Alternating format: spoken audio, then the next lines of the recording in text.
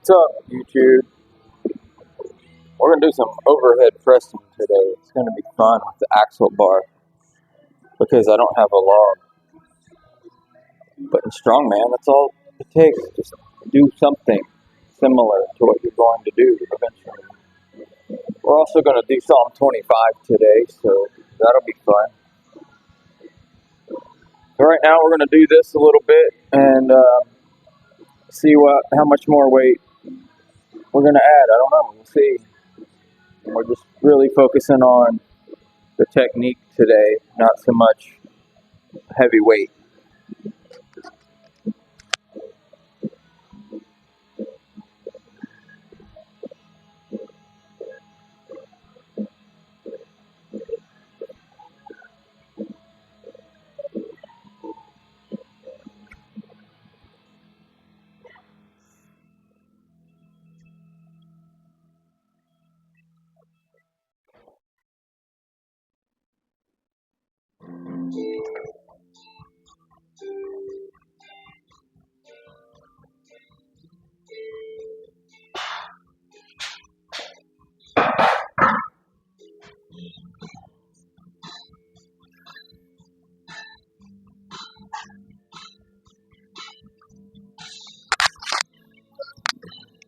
Yeah, overhead stuff is fun.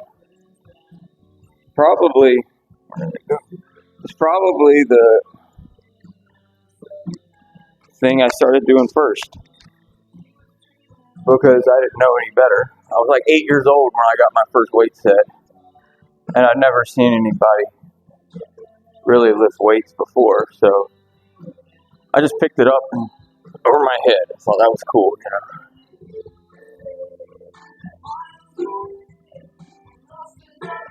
Yeah. So let's go ahead and put some more weight on there. Why not?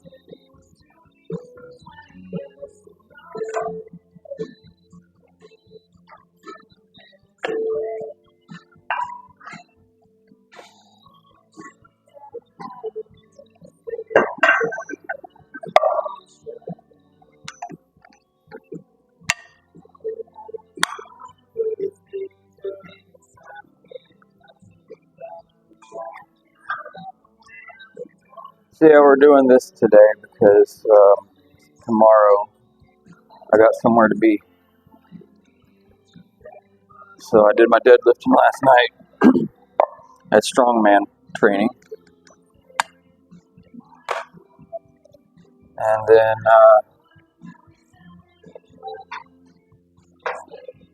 yeah, so that's kind of how that's going down. Doing some overhead work today, which means we can also do some tricep work today. Even though, again, with technique behind a lot of these overhead movements is just using your legs to launch the weight off of your shoulder or your chest. You're not physically sitting there just locked out, driving it just with your arms. Of course, that helps to, build your arm strength up, but it's just coordinating all the technique to put a crazy amount of weight over your head with your legs. People always forget how important your legs are. That's why they say don't skip leg day, man. Come on.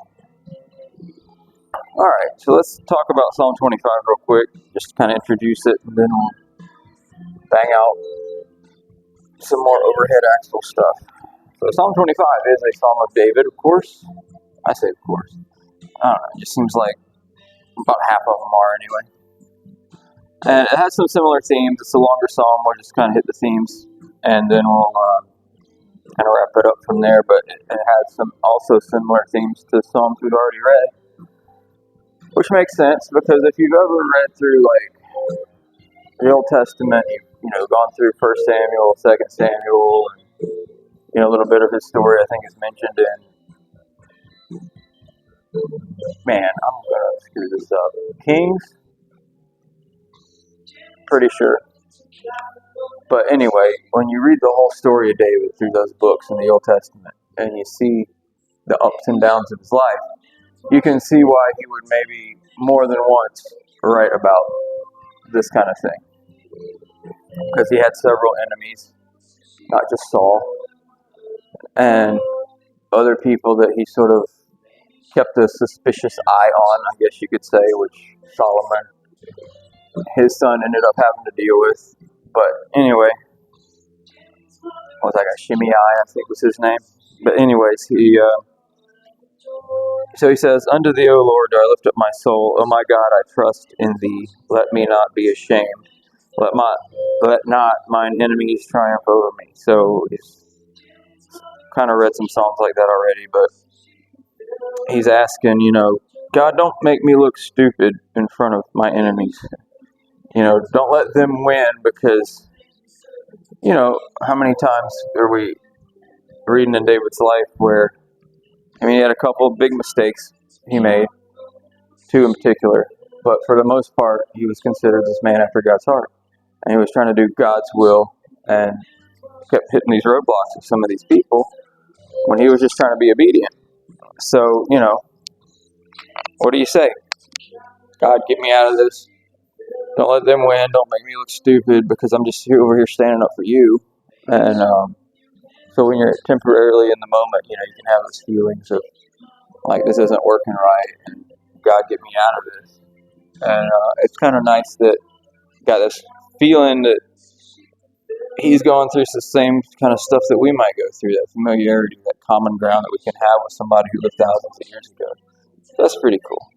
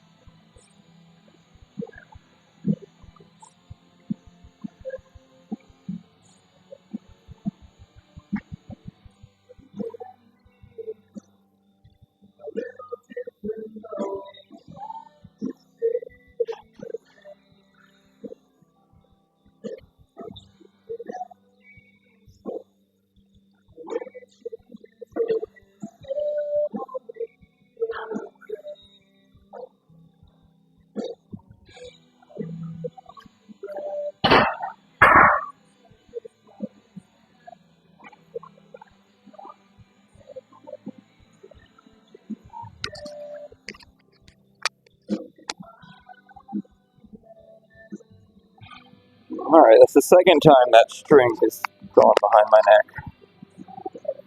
All right, that felt all right.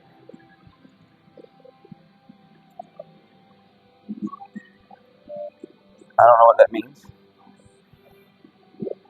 Might have to put a little more weight on there, though. Just because.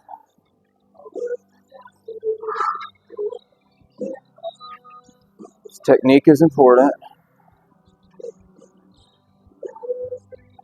but you also need to practice technique with a little bit of weight. Right? Pretty sure that's right.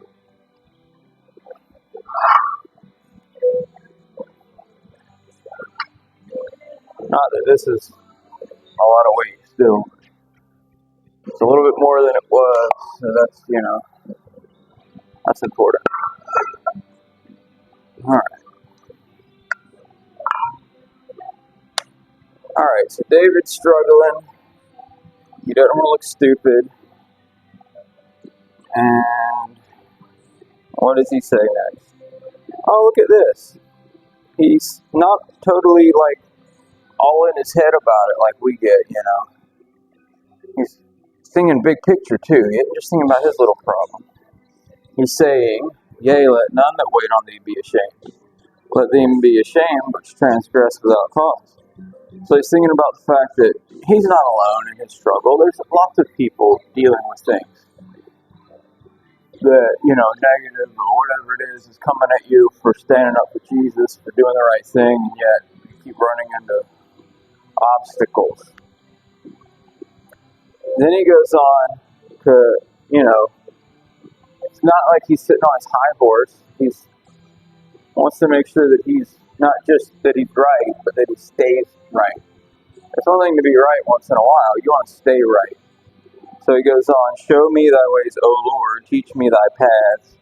Lead me in thy truth and teach me, for thou art the God of my salvation. On thee do I wait all the day. So, again, going back to God's word, making sure that we aren't just right in that moment, but that we stay right, that we're in the word so we know how to think and function in life,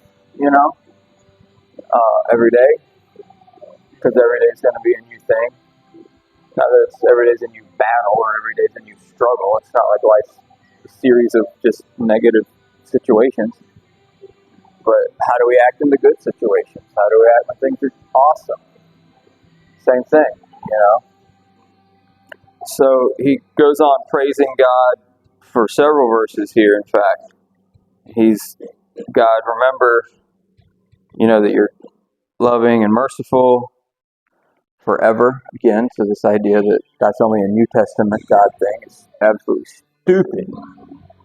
So, right here you got David saying that he's always been loving and merciful. Verse 6. And, remember not the sins of my youth. Have mercy on me because you're good. Good and upright is the Lord. And he talks about all the stuff he does for people. All the way through the next few verses. Even verse 11. For thy name's sake, O Lord, pardon mine iniquity, for it is great. So see, he's not sitting here acting like he's sinless or some kind of righteous person. But, when you know you're right, you're right. It has nothing to do with the fact that, or it shouldn't have anything to do with the fact that you think you're better than somebody in some sort of eternal sense. It's just that you're right, because you know what God's Word says. It's not like, it shouldn't be that hard for people to understand. I think it's not. I think it's just hard for people to admit that they're wrong when they're confronted with truth. And so then they start arguing ad hominem instead of just dealing with the truth and reality of the situation. Because that seems to happen a lot. I mean, it even happens, in some more subtle ways. If you question something just slightly innocuously, just, hey, what about this? And then people's first reaction is like, well, none of us are perfect. Like, what does that have to do with anything, I mean, tell me something I don't know. But we're not talking about general statements. If I'm looking at a specific thing, deal with that thing. Don't give me these excuses.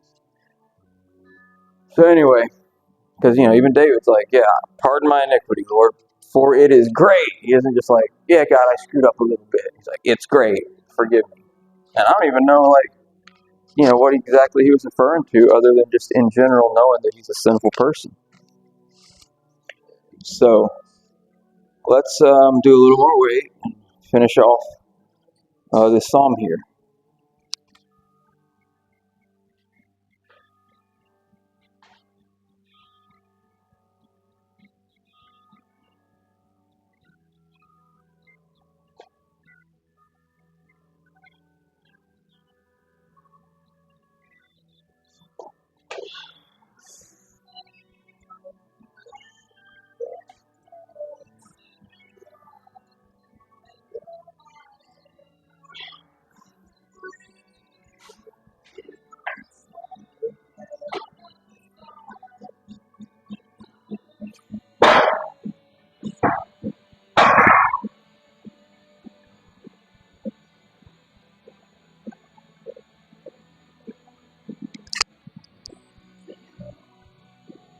Maybe that's the phrase I'm looking for. You need enough weight to challenge your technique. See, that one is smooth. So that means I need to work my technique better, right? Because it's easy to have good technique on lightweight. You gotta challenge it. So that weight there is starting to challenge it. So good to know though. Good to know. Good to know where I stand, I guess, right? Alright, so we're gonna wrap this up. And here we go. There's a point. David isn't just rambling here about I'm got all these problems and then God is so awesome and he's actually bringing us to a head here. I'll read this verse. because I think this is part of the secret to, not secret, it's such a YouTuber thing to say. Not a secret, it's right here in the Bible. It's a secret if you don't read it, I guess. But what man is he that feareth the Lord? Him shall he teach in the way that he shall choose. So, how many people out there do you honestly say fear the Lord? Well, David's saying whoever those people are, that's who God is going to grow. That's who God is going to teach. It makes sense, right? Because, I mean, how many verses can we think of that talk about, seeking God and God rewarding you for it in one way or another? That's the idea of you fear the Lord. Of course He's going to teach you and cause you to grow.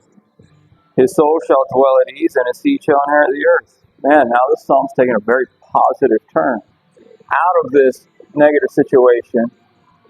And you go on to David, verse 15. Mine eyes are ever toward the Lord, for he shall pluck my feet out of the net. So he knows God's going to rescue him.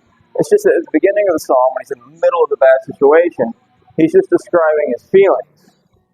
But what he knows is this is who God is, and this is what God will do. And so the truth has to be separated from the feelings. When you're in the middle of a struggle and it feels a certain way, fine. But what you know should be bigger and better than your feelings in that situation. And he goes on to, God, have mercy on me, for I'm afflicted, verse 16. My troubles in my heart are enlarged. Look upon my affliction and pain. I mean, he goes on, consider my enemies, for they are many. Keep my soul, let integrity and uprightness preserve me. And then again, he doesn't just make this about him. He expands it out in the last verse. Redeem Israel, O God, out of all his troubles. Because he knows that as they're in their inheritance in Canaan, they're still surrounded by enemies. They still have people like the Philistines and the Ammonites that are out there trying to, attack them and enslave them and rob them and do all this stuff that they can do. So, it's pretty interesting. Cool psalm to, just think about having this description in there of the reality of what God is and who he is and what he's doing. And then the sort of the emotion of being in the middle of a struggle and a trial, and how those two things, seem like almost opposites sometimes. But we always need to lean toward the side of truth and reality. And not that emotions are, bad per se, but they're just, keep them in their place. Keep your emotions in the context. That's not what you base your life on, or you're going to be a mess all the time. So, and I think we all know people like that. And if you don't, then probably that's you. So go out and have a good day if you want to.